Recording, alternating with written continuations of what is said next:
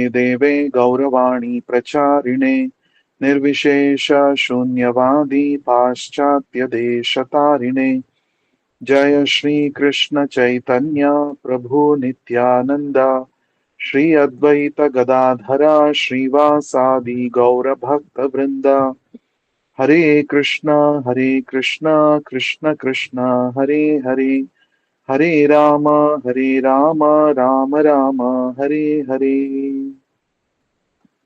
नारायणं नमस्कृत्य नरं चैव नरोत्तमं देवीं सरस्वतीं व्यासं ततो जयमुदीरयेत् नष्टप्रायेषु भद्रेषु नित्यं भागवत सेवया भगवति उत्तमश्लोके भक्तिर्भवति नैष्टिकी Reading from Srimad Bhagavatam, Canto 1, Creation, Chapter 2, entitled Divinity and Divine Service, Text 30. स एवेदं ससर्जाग्रे भगवान् आत्ममायया सदसद्रूपया चासौ गुणमया गुणो विभुः. Translation and purport by His Divine Grace Abhay Charanaravinda Bhaktivedanta Swami Prabhupada. Translation. Srila Shukadev Goswami continued. In the beginning of the material creation, that absolute personality of Godhead, Vasudeva, in his transcendental position, created the energies of cause and effect by his own internal energy. Purport. The position of the Lord is always transcendental because the causal and effectual energies required for the creation of the material world were also created by him. He is unaffected, therefore, by the qualities of the material modes. His existence, form, activities, and paraphernalia all existed before the material creation. He is all spiritual and has nothing to do with the qualities of the material world, which are qualitatively distinct from the spiritual qualities of the Lord. Thus ends the Bhakti Vedanta purport. So we've almost come towards the end of this second chapter of the first canto of Bhagavatam. And from the previous verses, we understand how the Supreme Personality of Godhead, Vasudeva, is always situated on the transcendental platform, and all the Vedas are describing the transcendental qualities of Vasudeva. All yajnas are to be performed for the satisfaction of Vasudeva. All charity has to be done for his satisfaction. Yoga process is nothing but the process by which one can realize one's eternal relationship with Vasudeva. And in this way, one should actually make Vasudeva as the sole purpose or aim, goal of one's life. This is what we had discussed in the previous verses. Now, in today's verse, it is very nicely explained how everything that exists in this material world originates from the Supreme Personality of Godhead, Vasudeva or Krishna. And all kinds of energies are nothing but originally they come from Vasudeva. That is what this verse is talking about. Let us see. Sa evadam, sa evedam, sasarjagre. Sa saha eva idam sasarja agre. Agre means in the beginning or before. Sasarja means the creation. Saha eva idam sasarja agre. In the beginning of the material creation, that absolute personality of Godhead, Saha means that absolute personality of Godhead, Bhagavan, the personality of Godhead, Atma Mayaya, by his personal potency, Atma Mayaya, Sadasat Rupaya Cha Asau. Sat means effect, Asat Sat Asat. Sat means cause, Asat means effect. Rupaya by forms. Sha and Asau the same Lord. Gunamaya Agunaha Vibhuhu. Gunamaya means the modes of material nature. Agunaha means transcendental. Vibhuhu the Lord. So, in the beginning of the material creation, that absolute personality of Godhead, Vasudeva, Bhagavan, in his transcendental position, Agunaha Vibhuhu, created the energies of cause and effect. Sasarjagre Sadasad Rupaya. He created the energies of cause and effect by his own internal energy, Atma Mayaya. So, this is the verse. So, from this particular verse, the process of creation is described by Srila Sutta Goswami. The first canto of Bhagavatam is called Creation, Sarga. Sarga is a Sanskrit word which means creation. Bhagavatam talks about 10 subject matters: Sarga, Visarga, Ishanukataha, Manvantara, Avatara, and finally Ashraya. Like this, there are 10 subjects which are described in the Bhagavatam. 9 subjects are called as Ashritaha, and the 10th subject is called Ashraya.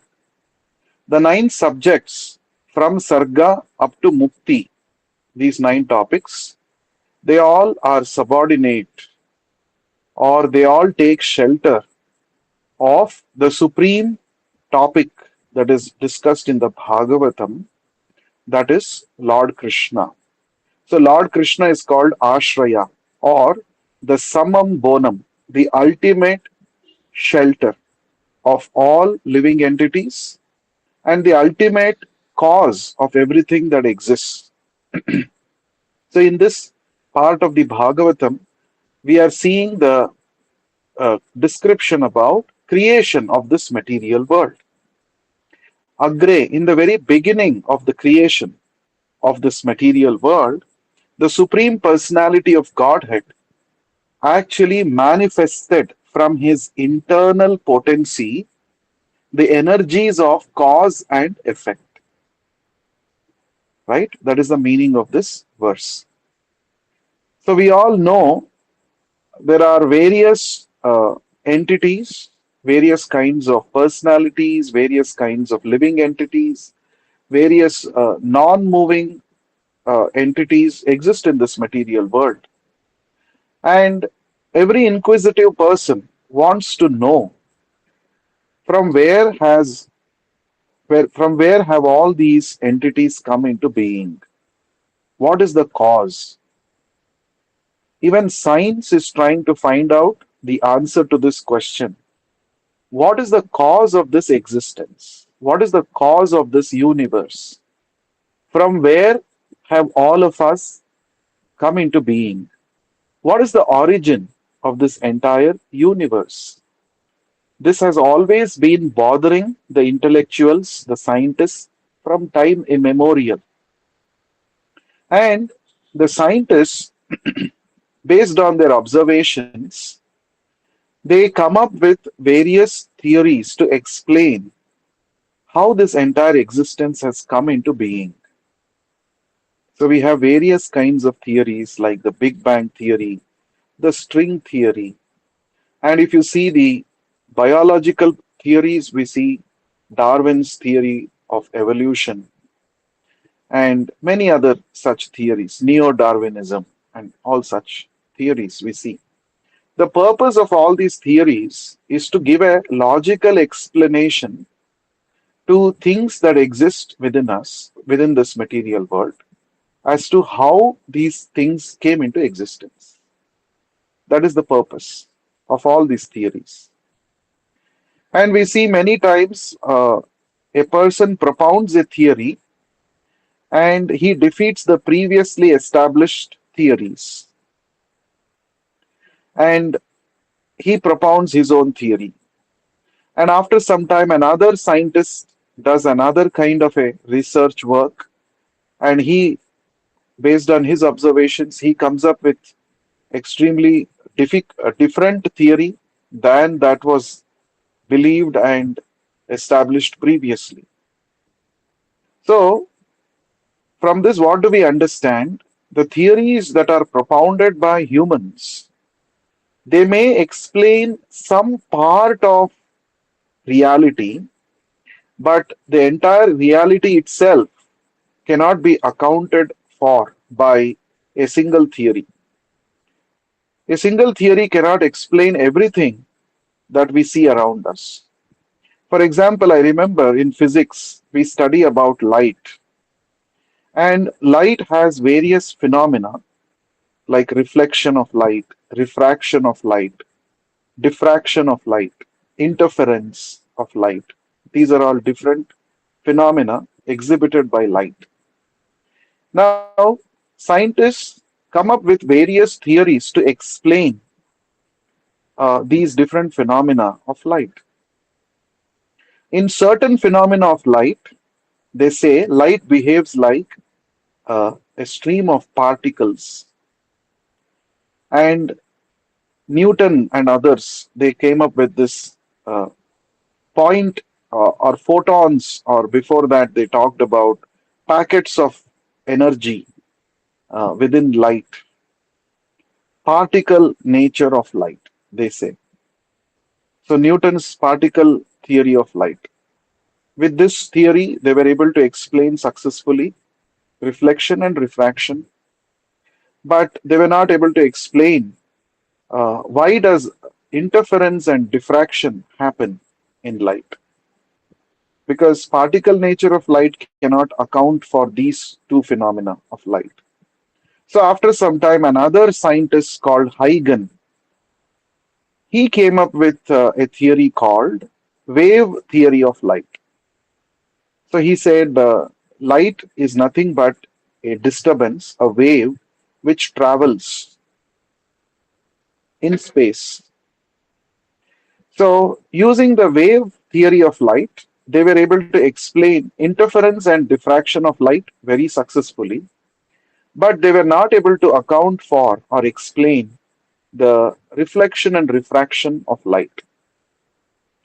So, that means some theories are able to explain some processes, while other theories are able to explain and account for other processes or phenomena connected with light.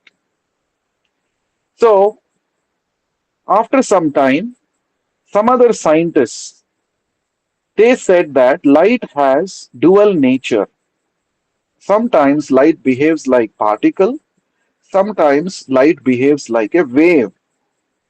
So they very intelligently combined both the theories, the particle theory and the wave theory of light, and they said light has dual nature. In this way, they were able to explain all the phenomena connected, almost all the phenomena connected with light.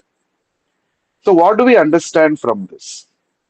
No single theory can actually account for or explain uh, natural phenomena happening around us. Even the best of the brains, even the most intelligent persons, they find this natural phenomena quite intriguing, quite very difficult to understand and comprehend. So, no single theory propounded by one single scientist has been able to explain everything that exists in this material world. But when we study the Bhagavatam gives the root cause analysis, and the Bhagavatam concludes that everything that we see around us has one common origin, one common point, one common source from where everything has been coming out. And that is the absolute truth, the supreme personality of Godhead, Bhagavan. In fact, Bhagavatam begins with this point, Janmadhyasya Yataha, as we have discussed previously. Janma Adi, Yasya yataha. Janma means creation. Adi means etc. Creation, etc. Creation of everything and maintenance, destruction, everything. All the three are included when we say Janmadi, creation, etc. As Janmadyasya yataha. Yasya means from whom everything has come out. Yataha.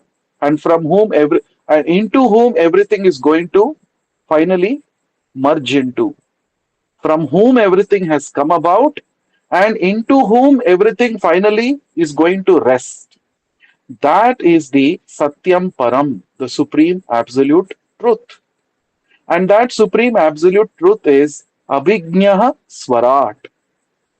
That supreme absolute truth is a personality and he is all cognizant. Abhignaha means he is all knowing, and Swarat, he is completely independent.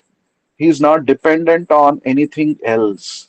In fact, everything else depends on him for their existence.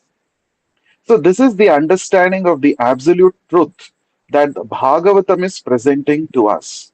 In fact, this is the understanding that we get when we study the Vedanta Sutras. And Bhagavatam is nothing but a natural commentary on the Vedanta Sutras. This we have discussed several times before.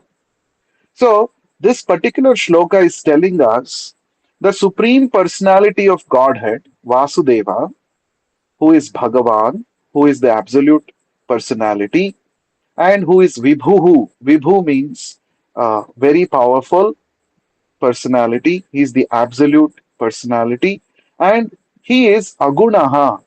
He is not affected by the three modes of material nature. He is transcendental, but from him various Gunamaya energies have come about. He is Aguna that we have discussed from past many series of verses. We have seen how Krishna is always transcendental to the three modes of material nature. But for the sake of creation of this material existence, which is mainly manipulation of the three modes of material nature, Krishna manifested the energies, both the causal energies and the effectual energies, right? Everything, this material world, you can say it is a web of cause and effects. There is one thing which has caused the other thing, and that effect causes another effect. So, like this, there are various causes and various effects that we see in this material world. And all these causes and effects are actually brought about under the influence of the three modes of material nature, Sattva Guna, Rajoguna, and Tamoguna. But what is the ultimate cause of all causes? That is the absolute personality of Godhead, Vibhuhu, Bhagavan, that is Lord Krishna or Vasudeva. So, all the energies that we see here in this material world is nothing but, uh, or it is coming from the Supreme Lord Krishna. So, Atma Mayaya, from his own, here Maya means energy. So, all the energies, the causes and effects that we see in this material world originate from the internal energy of Lord Krishna. Now, this verifies the statement of the Vedas, Upanishads, which says, Sarvam Khalu Idam Brahma. This is one of the famous statements of the Upanishads. Sarvam Khalu Idam Brahma. What is the meaning of this? Sarvam, everything that we see around us, Idam, in this material world, is Brahman. Brahman means the supreme absolute truth. It is coming from the supreme energy of the absolute personality of Godhead. That is what this verse is also telling us. So, Srila Prabhupada makes one interesting statement here in the purport. He is unaffected, therefore, by the qualities of the material modes. His existence, form, activities, and paraphernalia all existed before the material creation. Now, that is a very important point that we have to note. So that means before this material existence was created, the Lord existed originally.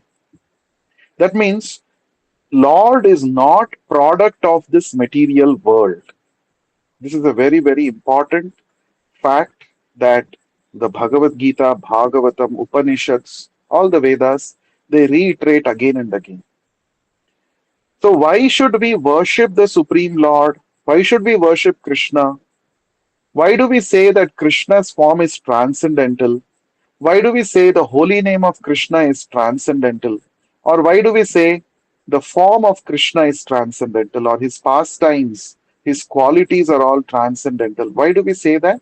Because the Lord existed before the manifestation of the material energies, before the manifestation of the three modes of material nature, the Lord existed. That means the Lord is transcendental to the three modes of material nature. If the Lord is also under the influence of the three modes of material nature, the way the Mayavadis say, then the Bhagavatam and other Vedic literature would not have stressed so much that you should meditate, you should worship the form of the Supreme Personality of Godhead. This we have to understand very, very carefully. In fact, one of the greatest impersonalists, Sripada Shankaracharya, when he explained his Gita Bhashya, his commentary on Bhagavad Gita, he makes this point very clear. Narayana Paro Avyaktat. He says Narayana, the Supreme Personality of Godhead, he is transcendental to this material world, material existence. That means his position, Narayana's position, Krishna's position, is beyond the influence of the three modes of material nature. This is very, very important. That is why when we chant Hare Krishna Mahamantra, we can transcend the influence of the three modes of material nature. That is why when we worship the form of Krishna or Narayana, we can transcend the influence of the three modes of material nature and attain liberation. Because he himself is transcendental to the three modes of material nature. This we have discussed in the previous verses also. When we worship the forms of the demigods, we don't get the spiritual benefit of attaining liberation from the influence of the three modes of material nature, because the forms or the bodies of the demigods are actually products of the three modes of material nature. Their bodies are not transcendental like Krishna's body. The bodies, the names, the activities, the abodes, the benedictions, all connected with the demigods, they're all manifestations of the three modes of material nature. So when one meditates or worships devatas, one can only get results within the domain of the three modes of material nature. One cannot transcend the three modes of material nature. But if one wants to transcend the influence of the three modes of material nature, then one must accept the transcendental form of the Lord, worship that transcendental form of the Lord, and chant the transcendental holy names of the Lord. Hare Krishna, Krishna Krishna, Hare Hare, Hare Rama, Rama Rama, Hare Hare. So everything connected with Krishna is transcendental. That is the meaning of the word Vibhu. He is absolute. That means by chanting Krishna's names, you are directly connecting with Krishna. By hearing Bhagavatam, which is nothing but narration of Krishna's activities, we are directly connecting with Krishna.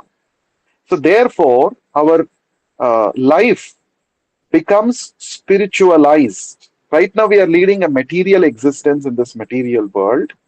How to convert this material existence into spiritual existence? Very simple. We have to somehow or the other always be connected with the transcendental Lord Krishna. Then our life becomes spiritually enlivened, spiritually enriched. Until we do this, until we become connected with Krishna, we will remain on the material platform. So that is why the Bhagavatam describes the various transcendental qualities and pastimes of Krishna, by hearing which we can at once become connected with the transcendental Lord and slowly become free from the influence of the three modes of material nature by gradual practice and advancement in Krishna consciousness. That is the whole point. So, Krishna is all spiritual and he has got nothing to do with the qualities of the material world, which are qualitatively distinct from the spiritual qualities of the Lord. When we say Krishna is nirguna or aguna, that does not mean he has no qualities. When we say nirguna, it means he has no qualities impacted by the three modes of material nature. His qualities are always beyond the influence of the three modes of material nature. This we have to understand very carefully. So let us go to the next shloka, text 31. तया विलसितेषु तया विलसितेषेषु गुणेषु गुणवानिव अन्तः प्रविष्ट आभाति विज्ञानेन विजृम्भितः.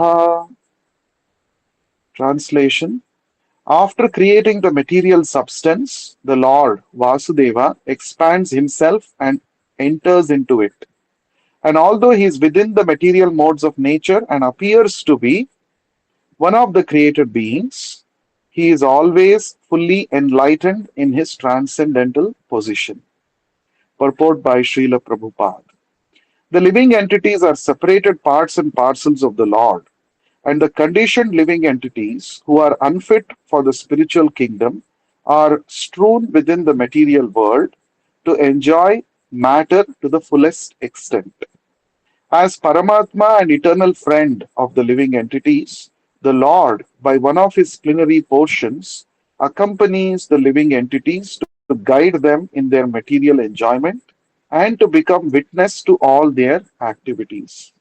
While the living entities enjoy the material conditions, the Lord maintains his transcendental position without being affected by the material atmosphere. In the Vedic literatures or Shruti, it is said that there are two birds in one tree. Dvav Suparna Sayujya Sakhaya Samanam Vriksham Parishaswajate Tayor Anyaha Pippalam Swadu Atti Anashnan Anyobhicha Shakti Anyobhicha Anyobhichakasiti. Mundaka Upanishad 3.1.1. One of them is eating the fruit of the tree, while the other is witnessing the actions. The witness is the Lord, and the fruit eater is the living entity. The fruit eater or the living entity has forgotten his real identity and is overwhelmed in the fruitive activities of the material conditions. But the Lord, Paramatma, is always full in transcendental knowledge. That is the difference between the super soul and the conditioned soul. The conditioned soul, the living entity, is controlled by the laws of nature, while the Paramatma or the super soul is the controller of the material energy. Thus ends the Bhakti Vedanta purport. So, Taya Vilasiteshu. So, Taya, by them means by the Sat and Asat energies, the causal and effectual energies that we talked about in the previous shloka, which bring about the activities in this material world, which actually have their origin in the internal energy of Krishna, Atma Mayaya, Taya, Vilasiteshu. Vilasita means although in the function, Vilasiteshu, Eshu, these, Guneshu, the modes of material nature, Gunavan, affected by the modes, Iva, as if. So, Iva, whenever the word Iva comes, it has got two meanings. Iva means as if. Iva also means like, right? Sutre Manigana Iva, one famous verse in the Bhagavad Gita, 7.7. Sutre Manigana Iva. There, Iva means like. It's a simile. Krishna is saying, just like all the pearls are resting on a sutra, on a thread in a necklace, in the same way, everything that exists in this material world are all resting on me. There, the word iva comes, right? So here, the word iva means as if. Antaha means within. Pravishtaha means to enter. Abhati, abhasa means again appearance, appears to be. Vijnanena vijrumbhitaha. Vijnanena means transcendental consciousness. Vijrumbhitaha, fully enlightened. What is the meaning of this? Let us try to understand. Taya vilasiteshveshu guneshu gunavan iva. After creating various energies, after bringing about this material manifestation into existence, Vasudeva, Krishna, enters into this material existence. He enters, right? Antaha pravishta. Antaha pravishta means he enters. In fact, that is the meaning of the word Vasudeva. Sarva Bhuta Nivasosi Vasudeva Namostute. Mahabharata says. So, the Lord who enters into the material existence and sustains it from within, he is called Vasudeva. In fact, that is also the meaning of the word Vishnu. Vishnu means one who exists everywhere. He exists, he pervades everything that exists. So, one who has entered into the Vishwa, he is called as Vishnu, right? So, here, Antaha Pravishta, the Supreme Personality of Godhead, enters into this material manifestation after creating it. Why does the Lord enter into it? The Lord enters into it to maintain and sustain it. Without the Lord's presence, nothing exists. Sarva Bhuta Nivasosi. In fact, if something has to exist by default,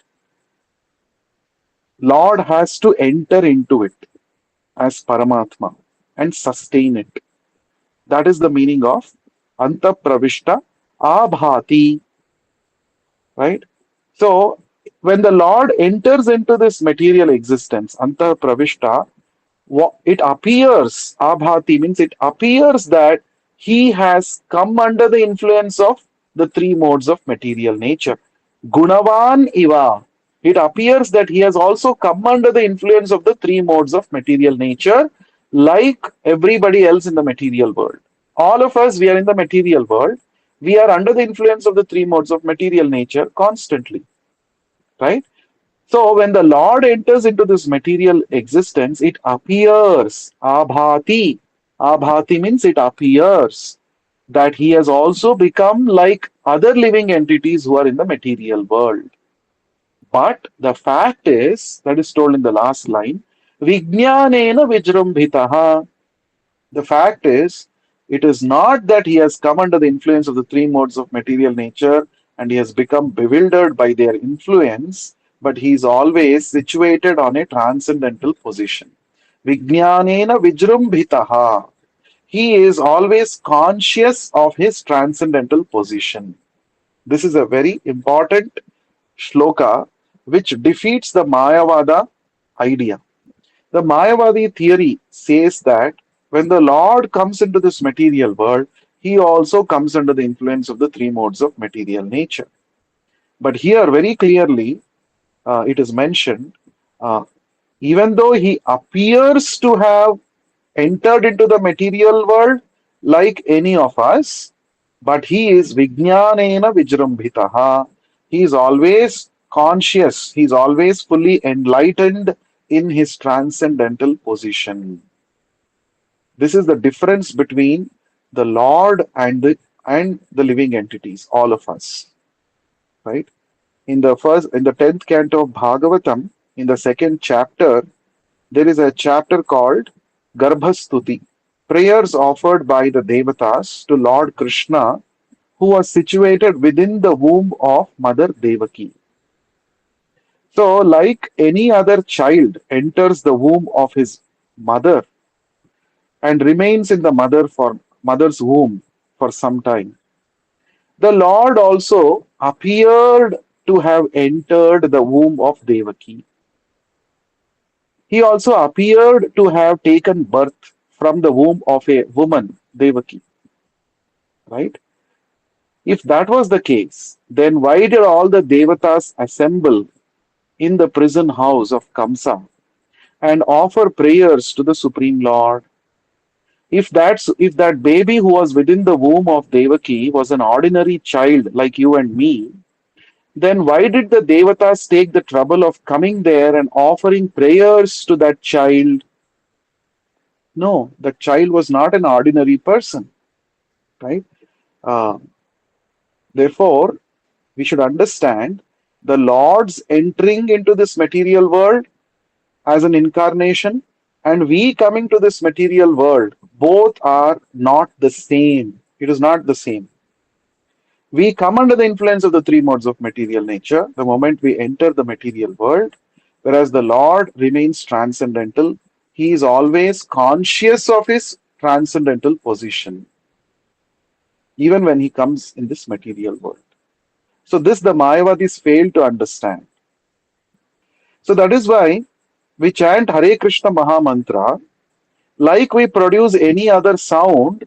Our vocal cords vibrate and produce the Hare Krishna Maha Mantra.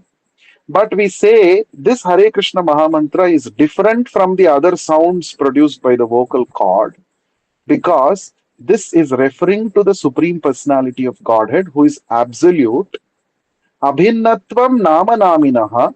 There is no difference between the Lord and his name. The Lord is so merciful when we chant Hare Krishna with our vocal cords, like we produce any other sound, the Lord enters into that sound vibration. So that is a Shabda Avatara. The moment you chant Hare Krishna, that moment the Lord enters into that sound vibration. And therefore it is no more an ordinary sound vibration. It is a spiritual sound. It is referring to the Supreme Lord, non different from the Lord. That means every time a devotee chants the Hare Krishna mantra, the Lord is descending on his tongue. Right? The Acharyas explain when you are chanting Hare Krishna mantra, Krishna is dancing on your tongue. What does it mean? It means that the Lord enters, the Supreme Personality of Godhead enters into this sound, so called ordinary sound that we produce. And therefore, now it becomes as good as the Supreme Lord. In the same way, the deity of the Lord also. The deity of the Lord appears to be made of wood or stone or metal, like any other material object in this world. But why do we offer abhisheka, prayers, dandavats? Why do we offer worship to the deity? Because the moment the form of the Lord is carved according to the descriptions of the Vedic scriptures, and the moment the pure devotee spiritual master calls the Lord to come and reside in the deity, the Lord mercifully comes, accepts the form of the deity, and remains within the deity. Now, since the Lord has entered into the deity, it is no more a material form, it is as good as the Lord. It is Sachidananda form of the Lord. So, this is called Archa Avatara. So, Shabda Avatara, Archa Avatara, these are all very merciful avataras. Avatara means to descend down. The Lord comes down to this material world out of his causeless mercy towards all of us. So the point is, the moment the Lord comes to this material world, uh, anything connected with the Lord, his name, his form, his qualities, they are transcendental. They don't come under the influence of the three modes of material nature. This is the principle that we have to understand. If we don't understand this, then our chanting or our activities of bhakti, it all appears to be ordinary. We will not have enthusiasm. Oh, why should I chant? Oh, it is any other ordinary sound, like any other sound. No, it may be an ordinary sound, but the Lord enters into that ordinary sound when you chant. When you chant Hare Krishna mantra, the Lord is present on your tongue.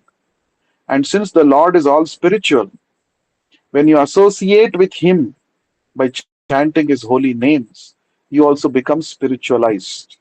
You become free from the influence of the three gunas. This is the principle behind all processes of devotional service.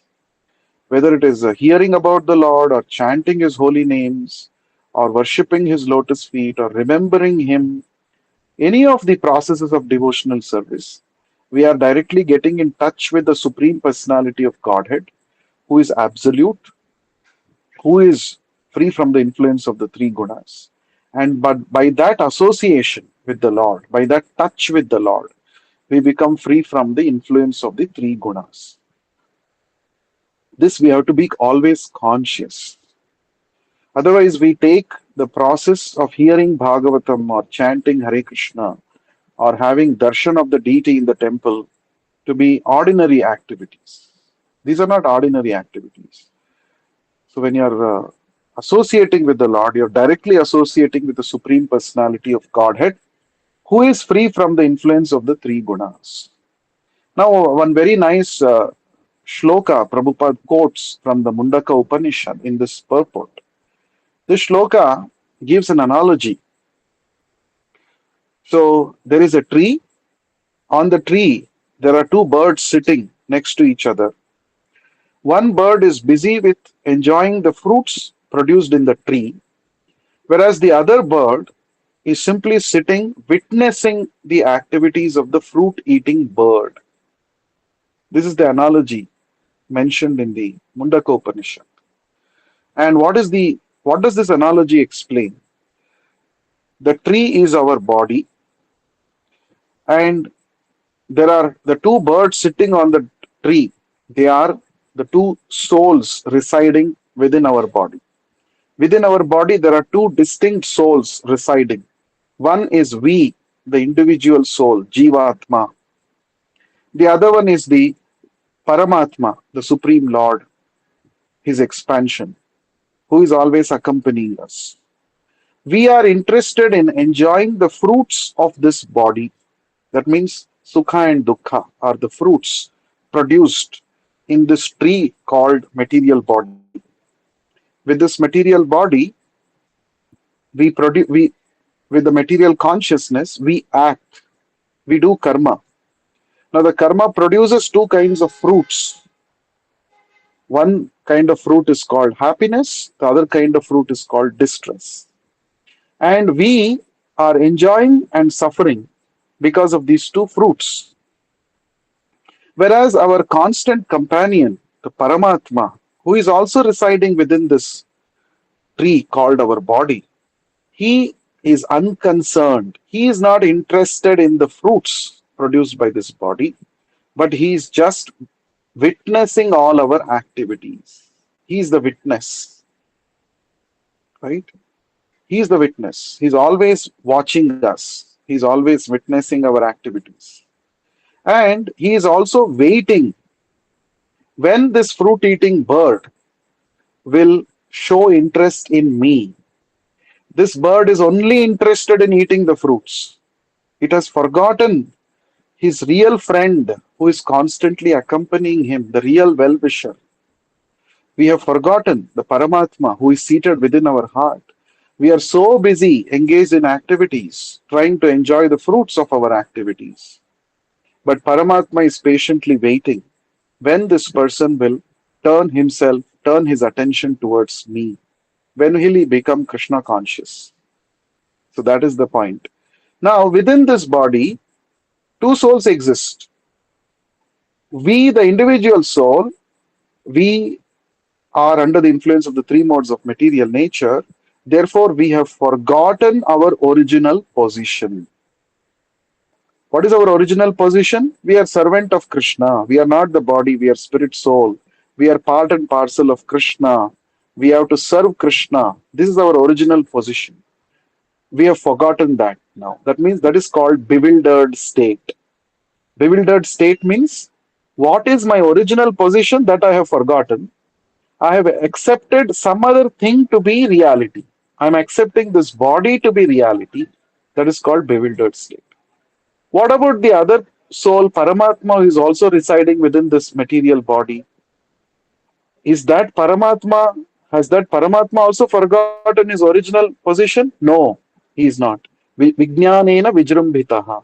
That Paramatma within this material world, within this material body, he is conscious of his transcendental position. This is very important. He is conscious. He doesn't come under the influence of the three modes of material nature. Just like Krishna and Arjuna. Arjuna is a Jivatma, Krishna is the Paramatma. On the battlefield of Kurukshetra, both were seated on the same chariot, correct? So Arjuna became bewildered about his duty. He forgot what is his original position. So he got bewildered about what is his immediate duty on the battlefield of Kurukshetra. Because of his identification with the body, he started thinking that Bhishma and Drona and others who are all connected with his body are his real relatives. Therefore, how can I fight against them? That was the cause of his bewilderment. Whereas Krishna, who was seated on the same chariot as Arjuna, he was not bewildered. In fact, when Arjuna was speaking all this, the first chapter, you will notice it is mentioned Krishna was smiling. His smile has got a very important, significant meaning. What does Krishna's smile signify? Krishna's smile signifies that see how this devotee of mine has become so bewildered because of the influence of the material energy, right? But the Lord is always situated on his in his original transcendental position. That is the significance of the smile. Oh, look at this person. How, even though he is my Amsha, he is also my part and parcel. But see how Maya has bewildered him so much. But the Lord is not bewildered by Maya. So the Lord spoke the Bhagavad Gita, right? So the Lord spoke Bhagavad Gita, and that freed Arjuna from the bewilderment caused by Maya. So, how to become free from the bewilderment caused by Maya?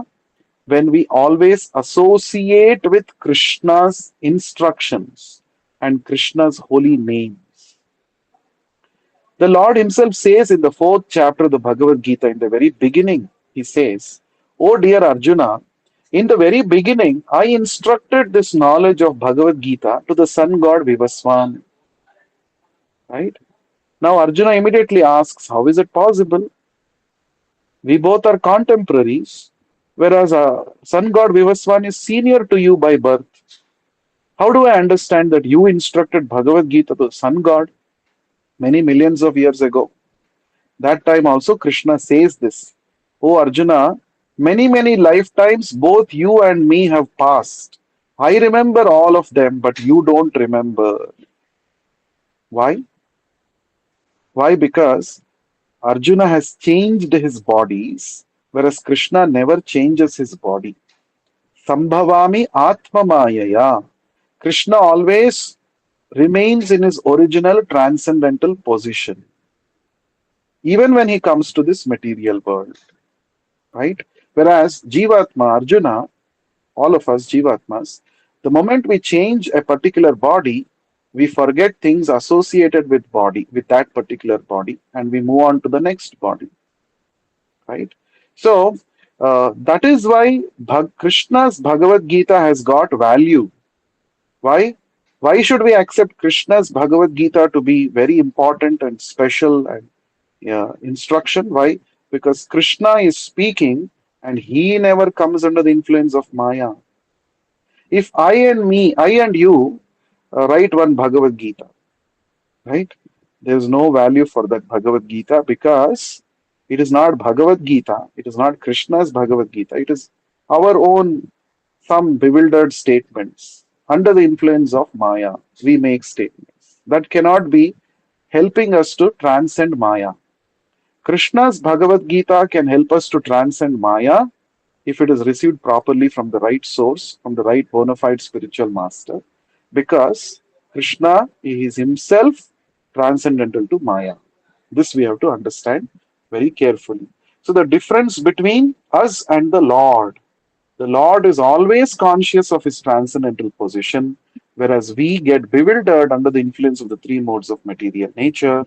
And to become free from this bewilderment, again, we have to go back to the Lord only. That is the only solution.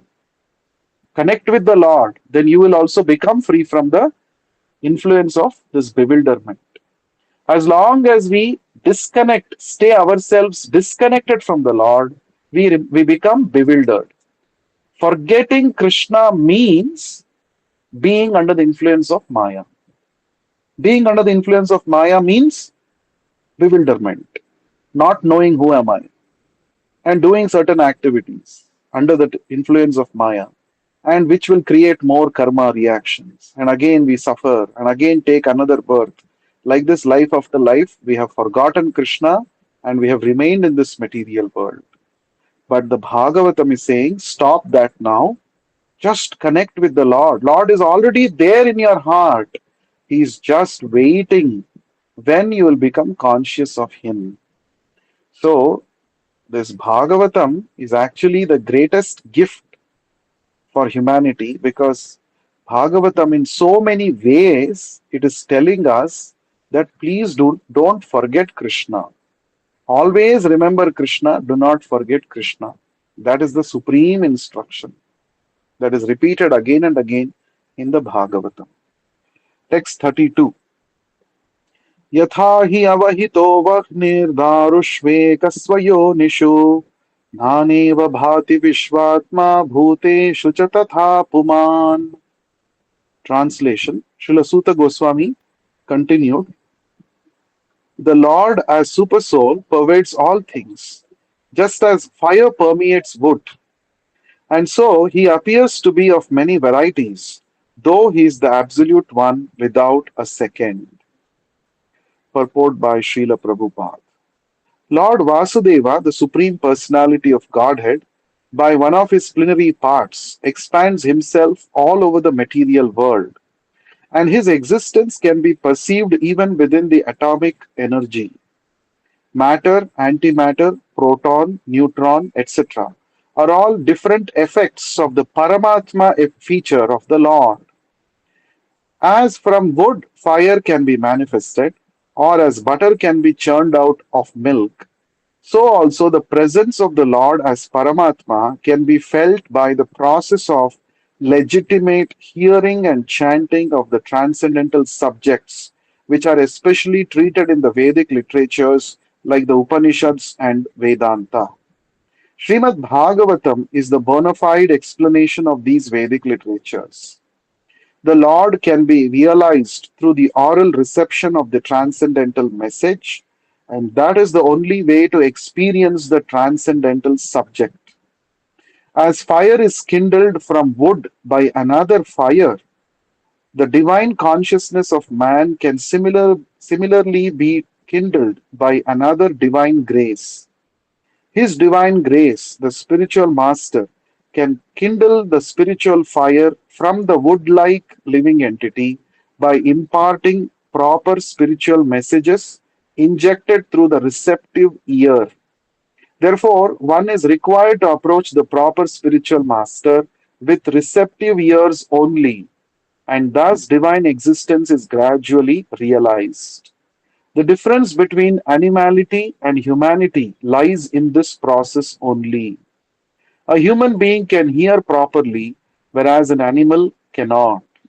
Thus ends the Bhakti Vedanta purport. So, yatha hi, here yatha means like. Yatha hi avahito vahni. Vahni means fire. Avahitaha means surcharged with. Yatha hi avahitaha vahnihi darushu eka swayonishu. Daru means wood. So within the wood, already there is fire, right? Already there is a manifestation of fire within the wood.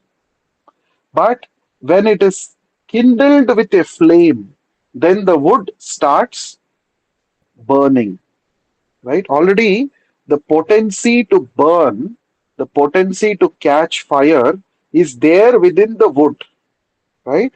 But when it is kindled with fire, with an external flame, that that wood starts burning. But how does the wood start burning? Swayonishu, the source by its own it can catch fire. We say, it is a combustible substance. What makes something combustible? It has the ability to burn, right? It already has fire element within it, right? In a unmanifest or a dormant state. The moment you put a flame, a spark of fire falls on it, it catches fire and starts blazing forth. Now, depends on the size of the firewood, right? Based on the size of the firewood, uh, the uh, different shapes and different sizes of fire we can see. So it is said here, just as fire permeates wood, avahito vahnihi. So he appears to be of many varieties, right? Different, actually, fire is one, but based on the size of that fuel, we see different proportions of fire, some small, some big, and all of that. In the same way, Naneva Bhati Vishwatma. Vishwatma means the Lord who is Super Soul, Paramatma, living within every living entity. Naneva Bhati, Nana Iva Bhati. Nana means different, like different entities. Bhati. Bhati means to illuminate. The the word bha, prabha, for example. Prabha means illumination. The root word is bha. Bha means to burn, to illuminate.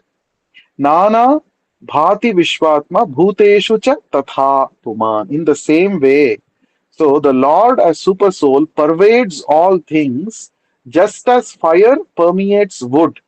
And so he appears to be of many varieties, though he is the absolute one without a second. Right? So the Lord is one, but he enters into every living entity. Right? Even though he enters into every living entity who have got different bodily features, but the Lord is the same. Just like different shapes of firewood, when they are caught on fire, they produce different shapes of fire. But the fire in quality is one. We should not think, oh, this big fire is different from small fire. No, fire is fire, whether it is big or small. But depends on the fuel which it is burning, it may appear to be big or small. In the same way, the same Paramatma is situated in everyone's heart. It's not that the Paramatma situated within the elephant is big, whereas the Paramatma situated within the ant is very small. It is not like that. The same Paramatma of the same transcendental nature is situated within the body of every living entity.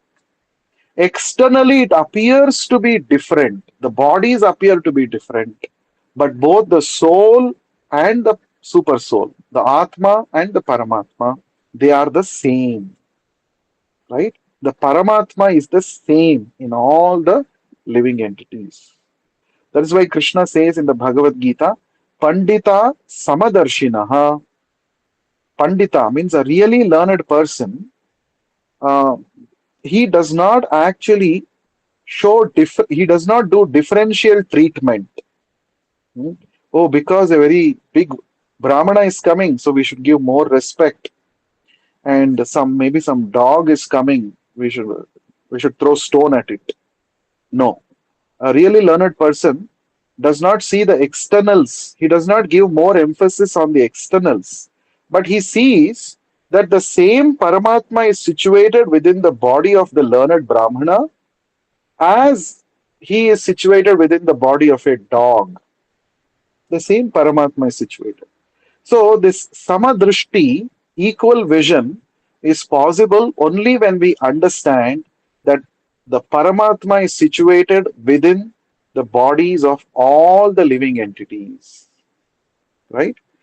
So when we see from material angle, we think, oh, this person is dressed very nicely. He looks like very rich. He's an important person. We should give more respect to him.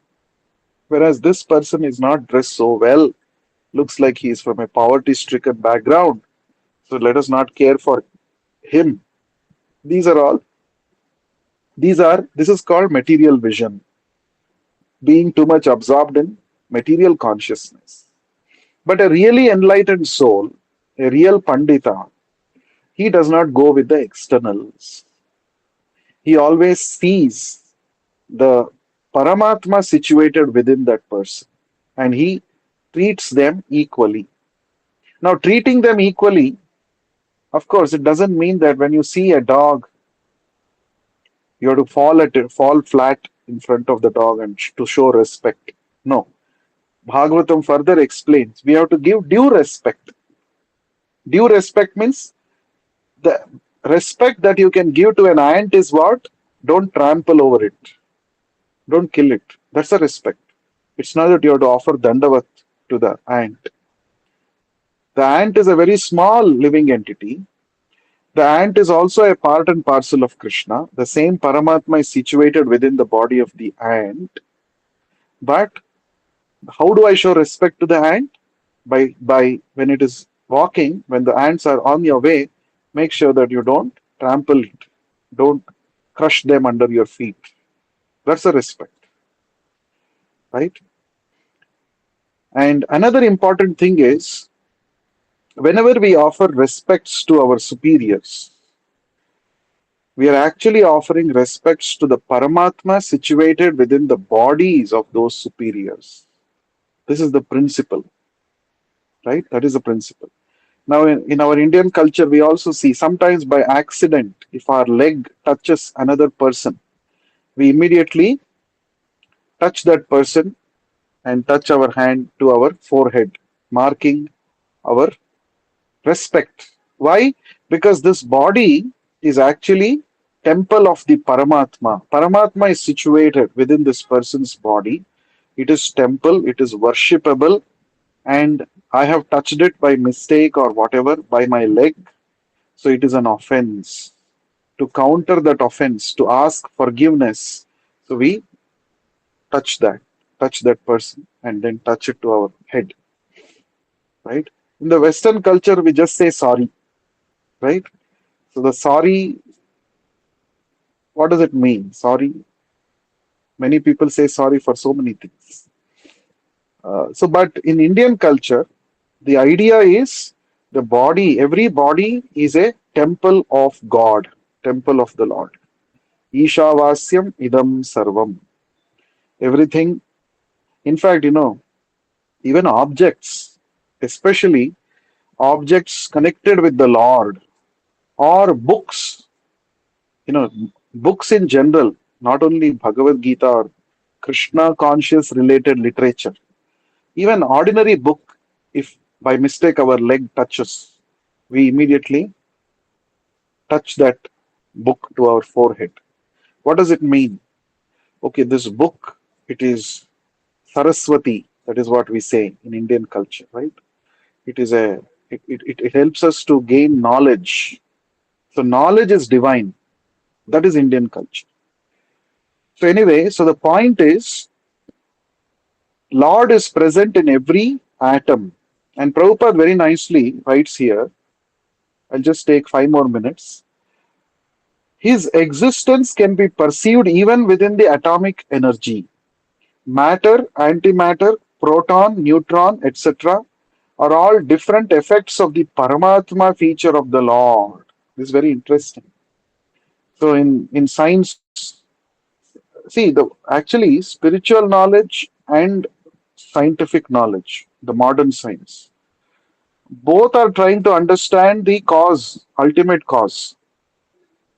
But the major difference, there are two major differences between modern science exploring truth and the Vedic literatures talking about truth. The first difference is in modern science, everything is impersonal. They say In other words, everything they say, it has just come about. I have to just study. It's just existing. I have to just know about it. Atom is already existing. Proton, neutron are already existing. I have to just know about it so that maybe I can get some benefit out of it. Right? That is the idea. Whereas in the same proton, neutron are talked about in the Vedic literature, like Prabhupada is saying here. All these are effects of Paramatma feature of the Lord. So here, when in the Vedic literature, when we study about proton, neutron, etc., we recognize that these are brought about by the effect of the Lord. These are not just come like that on their own. It's not that within the atom there are protons and neutrons within the nucleus, and around it electrons are all revolving in various orbitals by chance. On their own, somehow by chance it has happened. No, that is not what Vedic scriptures say. The Vedic scriptures say whether it is huge planetary bodies, huge galaxies, or whether it is a small atom, everything is happening, whether in the gigantic scale, universal scale, or in the atomic scale, everything is happening because of the Lord's orderliness, because of his arrangement, because of his laws. Mayadhyakshena prakriti suyate sacharacharam. So Krishna is saying everything in this material world is happening under my superintendence. So the Vedic literatures recognize that, right? When you see an atom also, through that atom also you recognize, oh, Krishna's laws are working here. Oh, this proton, neutron, electron, they're all functioning because of the laws created by Krishna. Whereas in modern science, we see it as an impersonal thing. Oh, it is just existing. By chance, it has come about. That is the idea. Now, the second difference between modern science explaining things and Vedic literatures explaining things. The modern science explaining things, the purpose is you get to know the subject and then you can see how to use those concepts for your personal purpose, right? Oh, atom is there. Within the atom, so much of energy is locked up. Oh, you study that. And now, how to use this energy for my plans and schemes? That is the outlook of the modern science. You get to know some subject matter existing in the material world. You try to master it so that you can use it for your benefit. Exploitative tendency. This is called exploitative mentality. That is the outlook of the modern science. Whereas the spiritual science presented in the Vedic literature is you get to study something not for exploiting, but for appreciating the Lord's glory. Oh, see, such nice orderliness in the atomic scale as well as in the planetary scale. See how the Lord has created this material world, right? The Lord's intelligence is supreme. No one can create like the Lord. Therefore, let me accept with all humility that I am nothing in front of the Lord. I am insignificant. Let me surrender to the Lord. So, if the Lord has created this material world, that means He must be having some purpose in His mind when He created it. Let me understand what is the purpose of the Lord and try to lead my life according to that purpose of the Lord. This is the outlook presented in the spiritual science or the Vedic literature. You see, both Vedic literatures and modern science, both are aimed at knowing the truth about this material world, but their orientations are different. One is for exploitation, the other one is for surrendering to the Lord, leading a life based on the Lord's purpose or plans. So we'll stop here. We will discuss more in the next session. Thank you so much for your valuable time. ग्रंथराज Shrimad Bhagavatam की जय, जगत गुरु श्रील प्रभुपाद की जय. हरे Krishna. Thank you, Prabhu. Hare Krishna. Thank Thank you, you, Prabhu. Prabhu. Hare Hare Krishna. Krishna. Hare Krishna.